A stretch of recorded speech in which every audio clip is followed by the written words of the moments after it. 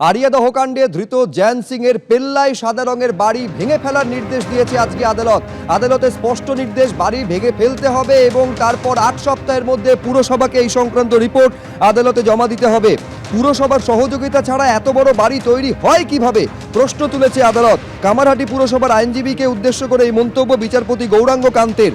আমাদের অন্ধ মনে করবেন না, আমরা জানি কোথায় কি হচ্ছে, মন্তব্য বিচারপতি গৌরাঙ্গ কান্তের। পুরসভার আধিকারিকরা কি করছিলেন? অফিসে বসেছিলেন, মন্তব্য বিচারপতি গৌরাঙ্গ কান্তের। ওই অঞ্চলে যে পুরসভার আধিকারিকরা গত 5 বছর ধরে কাজ করছেন তাদের সবাইকে জেলে পাঠাবো, তাহলে যদি আপনাদের মনে কিছুটা ভয় হয়, মন্তব্য করছেন বিচারপতি। বৈধ অনুমোদন না থাকলে ভেঙে দিন, মন্তব্য বিচারপতি গৌরাঙ্গ কান্তের।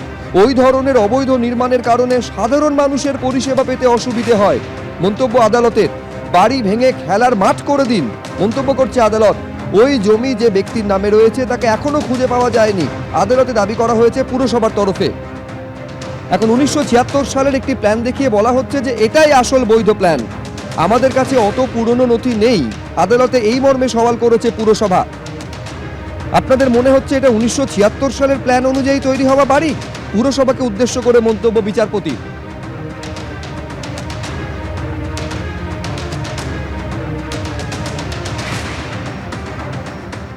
এইবার আপনাদের সামনে দেখাবো যে পাকিস্তান কিভাবে ভারতের ওপর একবার নয় বারবার হামলা চালানোর চেষ্টা করেছে, কিন্তু প্রত্যেকবারে সেই চেষ্টাকে ব্যর্থ করে দিয়েছে ভারত। আমি এইখানে পুঞ্চের একটা ছবি আপনাদের সামনে রাখবো, যেখানে নিয়ন্ত্রণ রেখায় পাকিস্তানের চক্রান্ত বানচাল করা হলো কিভাবে। ভারতীয় সেনাবাহিনীর সেই পোস্ট ঘুরে দেখেছেন আমাদের প্রতিনিধি বিশাল পান্ডিয়া। আমি তার প্রতিবেদন দেখাবো, কিন্তু তার আগে সেই ছবি আপনারা দেখতে পাচ্ছেন, একেবারে পুঞ্চের ছবি। পাকিস্তানের চক্রান্ত কিভাবে বানচাল করে দেওয়া হয়েছে, একেবারে সেই ছবি বারে বারে সামনে এসেছে। পুরোটা এইবার ঘুরে দেখলেন সরেজমিনে গিয়ে আমাদের প্রতিনিধি বিশাল পান্ডিয়া।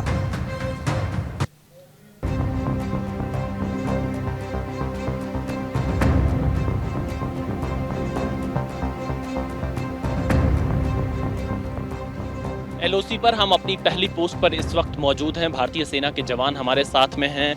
सर, मैं चाहूँगा कि थोड़ा बताइए कि किस तरह से पीओके में जो आतंकी लॉन्च पैड थे और जो पाकिस्तानी पोस्ट थे, ऑपरेशन सिंदूर के वक्त आप लोगों ने उनको निशाना बनाया, उनको ध्वस्त किया। सबसे पहले मैं सुबेदार विजय आर्मी से, हमने जैसे ही 7 तारीख को फायर का वो हुआ, सबसे पहले हमने मिसाइल, ड्रोन, इनसे दुश्मन के नज़दीक जो लॉन्च पैड थे जिनकी कि पहले से ही हमें पता था, उनकी हमें ड्रोन से उनकी पहले से हमें लोकेशन पता था, वहाँ हमने ड्रोन से और मिसाइलों से उनको लॉन्च पैडों को उड़ाया।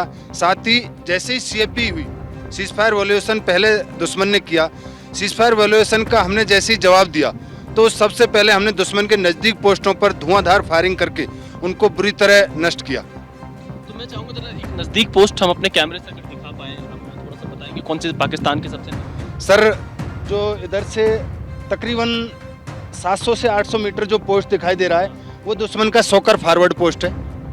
उससे आगे जो पोस्ट है वो KWD है, सोकर पोस्ट है। ये दुश्मन की 650 मुजाहिद के पोस्ट है। इनको भी नुकसान पहुँचाया? जी सर, यहाँ से काफ़ी नुकसान पहुँचाया। आप मेरे दाहिने देखोगे तो इधर लियो कॉम्प्लेक्स है दुश्मन का, जिसको कि लियो लंगर एक्सचेंज ऑफिसर हट बोलते हैं। उस पर भारी तादाद में हमने फायर डालकर दुश्मन की बैंकर को ही नष्ट नहीं किया, दुश्मन के जवानों को भी बुरी तरह कैजुअल किया। जी, और इसके अलावा उनका कम्युनिकेशन सिस्टम भी हम लोग को सुनने में आया था कि ध्वस्त कर दिया गया था, ख़त्म कर दिया गया था।